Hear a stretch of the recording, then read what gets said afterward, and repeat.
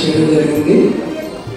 అంటే శ్రీరంగం లాంటి దేవాలయాల్లోని ఉత్కృష్టమైనటువంటి వైష్ణవ సాంప్రదాయాన్ని అనుసరించేటువంటి దేవాలయాల్లో ఈ ఉత్సవం ఇంకా వైభవంగా చేస్తారు. అటువంటి స్థానం, అటువంటి వైభవం మన దేవాలయం కూడా రావాలని స్వామివారి మంగళాశాసనానికి అడగాలి. భక్తులందరూ కోరుకోవాల్సినటువంటి ఒక విశిష్టమైనటువంటి కోరిక అది. అందువల్ల భగవంతుడు శక్తి పెరిగితే భక్తుల కోరికలు అనేటువంటివి తీరుతాయి. అలాగా ఈరోజు పుబ్బా నక్షత్రము, శ్రావణ మాసంలో వచ్చేటువంటి పుబ్బా నక్షత్రం రోజున ఆండాల తల్లి స్వామివారి రంగనాథ స్వామి పొందింది. వైష్ణవ సాంప్రదాయం ప్రకారం శ్రీగిరి బుద్ధులలో ఒక సాధారణమైనటువంటి మహిళగా స్త్రీగా జన్మించి స్వామివారిని పొంది స్వామివారితో లీలమయ్యి స్వామివారికి భార్యగా అయ్యి మరి ఉత్కృష్టమైనటువంటి స్థానం ఉంటుందంటే స్వామివారిని కీర్తిస్తూ తిరుపతి అంటే ధనుర్మాసంలో ఆ యొక్క సేవా కాలంలో ప్రతిరోజు 30 రోజుల పాటు స్వామికి విశేషమైనటువంటి అర్చన చేసి తనే కాకుండా తనతో పాటు 30 మంది గోపికల్ని తీసుకొని స్వామి యొక్క వైభవాన్ని ప్రతిరోజు చెబుతూ స్వామి యొక్క విశిష్టమైనటువంటి రూపాన్ని ఆయన చేసినటువంటి కేశవులుగా మాధవులుగా ఆ యొక్క పూతనాన్ని సంబంధించినటువంటి వాటిగా అంటే శకటాసుని సంబంధించినటువంటి వాటిగా కుంభకర్ణుని సంబంధించినటువంటి ఇలాంటి ప్రతి ఒక్క రామావతారంలో ఏం చేశారు, స్వామి కృష్ణావతారంలో ఏం చేశారు, ఇలాంటి అన్ని అవతారాల్లో నువ్వు చేసినటువంటి పనులు నేను ఎప్పుడు మర్చిపోలేము.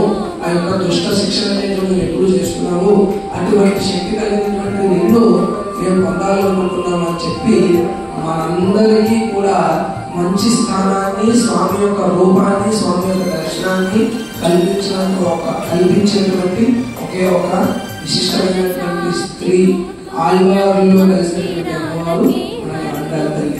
అందువల్ల వారిని అనుసరించి స్వామి యొక్క వారిని అనుసరిస్తే చాలు, వారు చేసినటువంటి ఏదైతే ఆ భావుకత, ఏదైతే భావంతో స్వామి పొందాలనేటువంటి ఆలోచనతో చేసినటువంటి ఏదైతే ఆ యొక్క సేవా కార్యక్రమాలకు చదివిస్తున్నాయో వారిని అనుసరిస్తే చాలంట ఆ స్వామి యొక్క విశిష్టమైనటువంటి అనుగ్రహాన్ని పొందుతాం.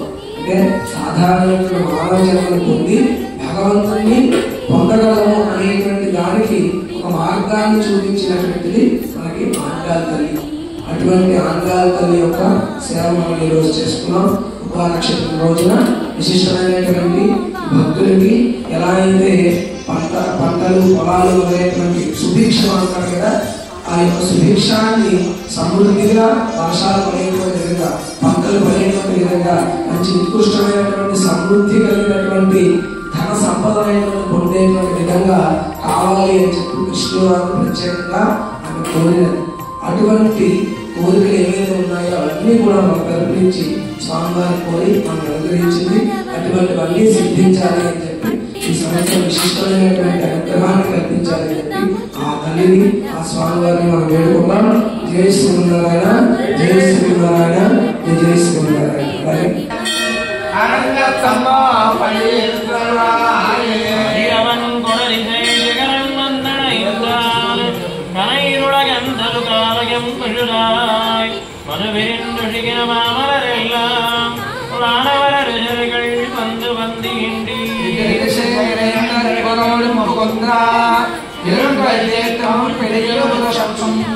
அதில் கலந்த பழைய மலர் போன்றுள்ளது எங்கும் அரங்கத்தம்மா பள்ளி